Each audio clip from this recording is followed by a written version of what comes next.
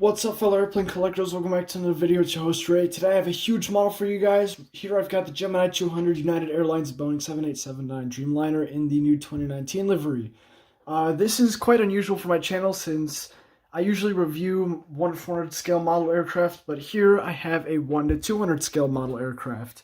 And I haven't bought one of these in over 5 years. And I was at Greyland Station in Chicago, a very good model airplane store, by the way. I highly suggest buying from them since they have very good prices and deals, and they stock a lot of stuff as well.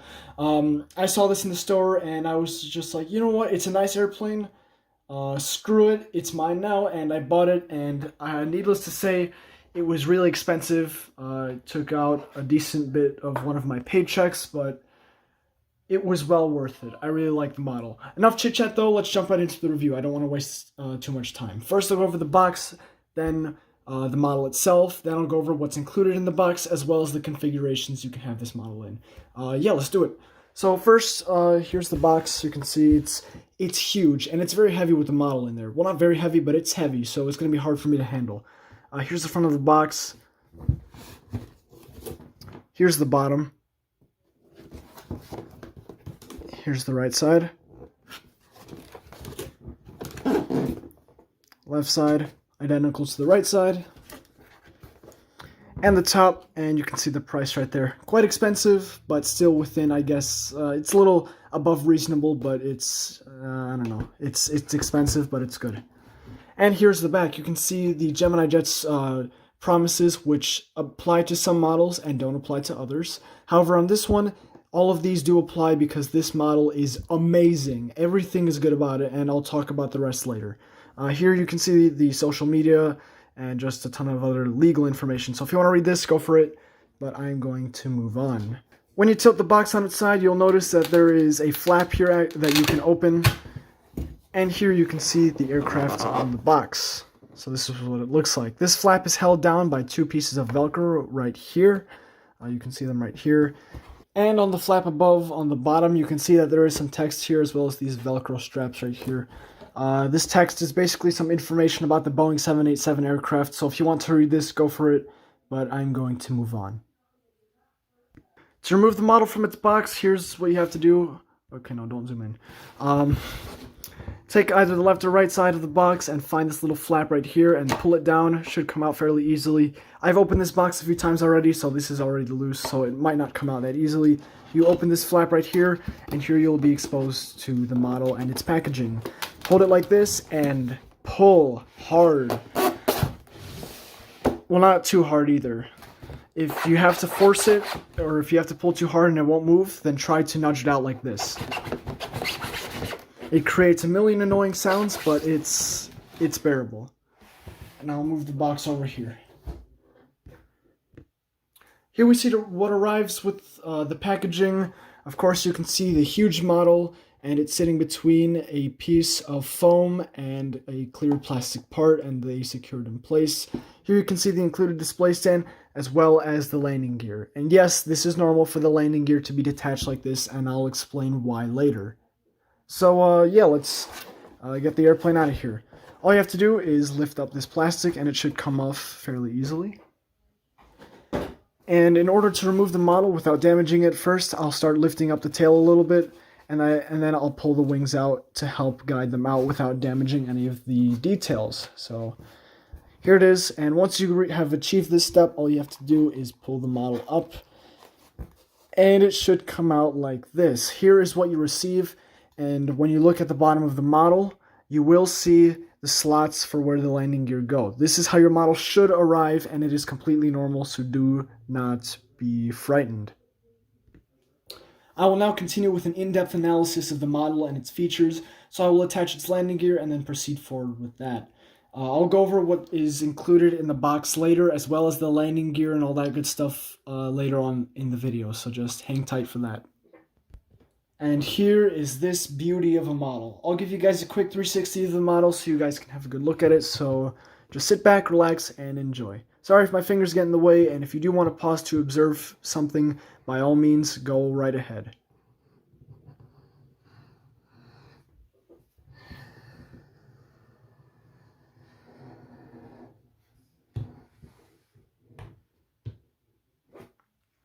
So that was the 360. So in general, the model is quite large. Here are the model's dimensions. As you can see, these models are in centimeters. So if you do prefer to measure in a different measuring unit, please make your conversions accordingly. So yeah, take a moment to look at this, but I'm not going to hold this here for too long.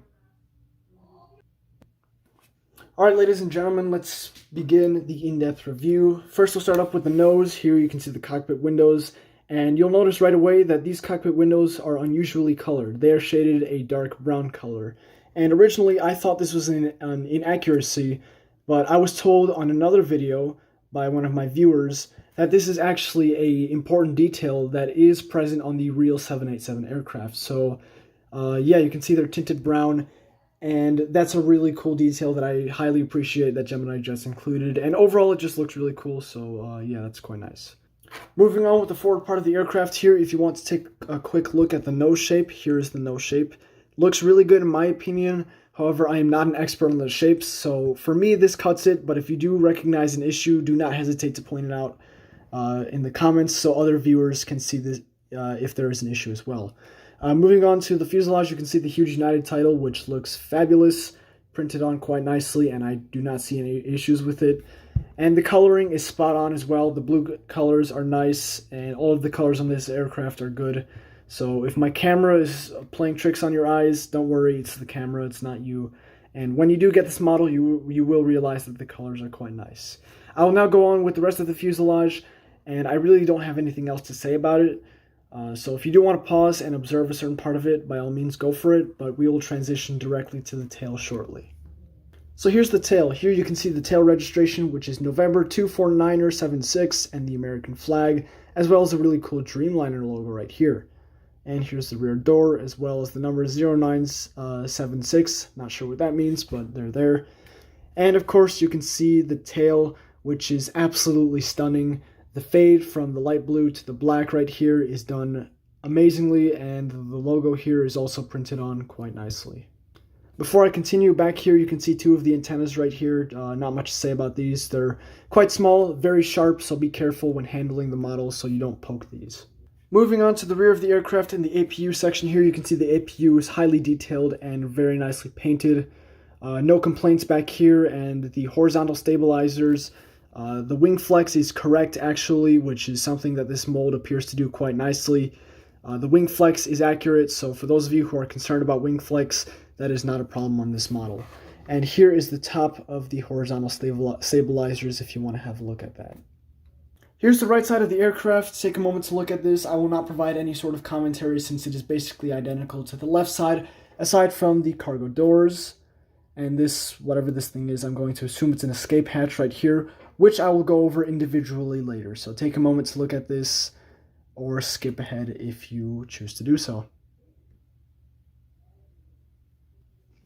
So here's the right side nose. You can see this escape hatch here, or whatever this is, printed quite nicely, and it's just a detail that, honestly, it looks kind of weird. I don't exactly like it there, but it's hard to notice, and I really have to stare at it for a while for it to get to my nerves, so yeah. Let's move to the top of the aircraft. Up here, here's the other details that are featured on the top of this airplane. You have the Wi-Fi dome, molded really nicely and attached well, is not loose. This antenna, which is just an antenna. And a clear strobe light made out of, I'm not sure what this material is, but it's clear instead of the usual red that I'd expect. I'm unsure if this is incorrect or not, and if it should be red, but it's there, and I think you can actually see right now there is a little bit of red lining right on the bottom of it, so I'm not sure what the deal is with that thing.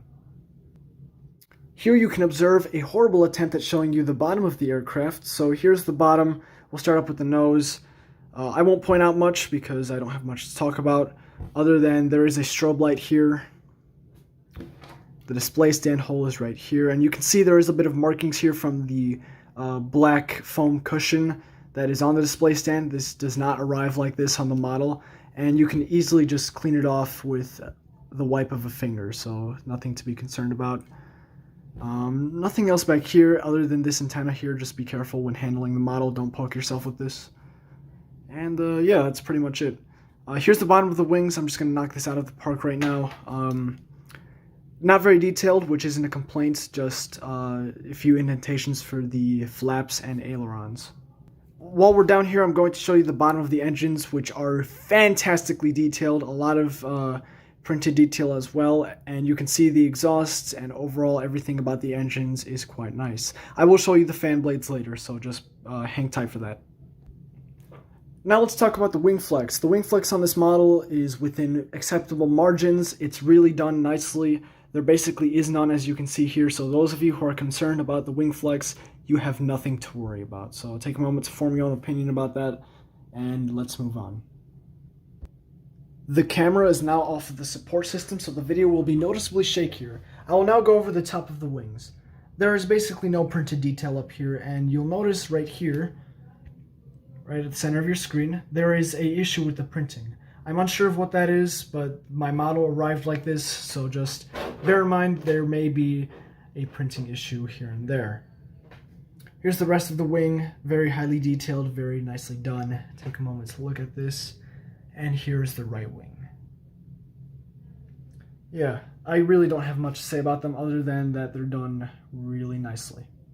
I know I talked about these earlier, but here's time for one of my favorite sections of model reviews, the engines. The engines on this model, as you can see, are insanely realistic. The detail is beyond compare, and I really like them. As you can tell, I'm a very huge fan of them. And a detail that I highly appreciate is the fan blades as well as the spinner spirals. I've always been fond of those, and you can see that the fan blades actually spin. And if you blow into them, they will spin quite fast, as you will see right now. Please lower your volume because the wind will likely max out the microphone. And this is for your enjoyment. Yeah, it's quite cool. We have reached the end of the in-depth review. I will now talk about the other contents that are included in the foam support. If you do not want to watch the video anymore, then feel free to log off. Thank you so much for watching. In this next section, I'll talk about the landing gear, the configurations available for the landing gear, and the display stand included with the model. So let's do it. So in terms of landing gear configuration, you can configure your model to have the landing gear in the extended position, which are these three parts, or the retracted position, which are these three parts.